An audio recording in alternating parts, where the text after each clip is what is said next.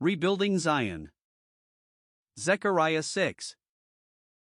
The last of this series of visions meets us as we read the early part of chapter 6. Again, as in the first vision, 4 horses are seen, but this time in chariots, and no riders are mentioned. Again, there seems to be some connection with the 4 great world empires that successively followed during the time that Israel is set aside, yet they are stated to be the 4 spirits of the heavens, which go forth from standing before the Lord of all the earth. In the closing chapters of Daniel, we are permitted to know that angelic beings hold commissions in connection with certain nations, Michael, for instance, in connection with Israel.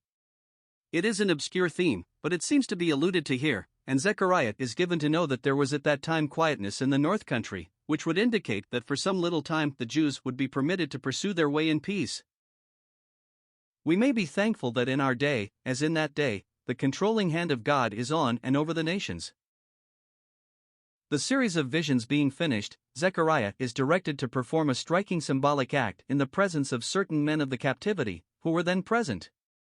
Crowns, which are a symbol of royalty, were to be made, primarily for the head of Joshua the high priest, though also to be given as a memorial to the 4 men mentioned. In Zechariah 3, Joshua was cleansed, as representing the people, and then came the prediction as to the branch, who would truly be Jehovah's servant. Here, Joshua is crowned, inasmuch as for the moment he is made into a type of the branch, who was to come. When Zechariah had thus done as he was told, there was the high priest, crowned as a king. Thus was set forth the coming one, who was to build the temple of the Lord. But were they not engaged in the building of a temple?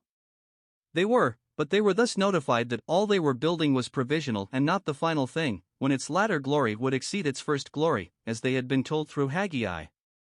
The branch, or sprout, of David's line would accomplish the permanent work, and he would be a king, as well as priest, when he did it. By the oath of Jehovah, according to Psalm 110, Christ is priest forever after the order of Melchizedek. When at last in Zion the kingly crown rests upon his head, he will not relinquish his priestly service, but be a priest upon his throne. The 2 things, which so often among men have been in opposition, will be united harmoniously in him. How often have kingly authority and priestly grace clashed amongst sinful men? They will not do so when this prophecy is fulfilled, for the counsel of peace shall be between them both. In result, this further great prediction will be fulfilled: he shall bear the glory. Glory in a small measure has before now descended upon human shoulders that were unable to bear it, so speedily it vanished. At last it will descend upon one able and worthy to sustain it forever. What a day that will be! Well, may we anticipate it with joy.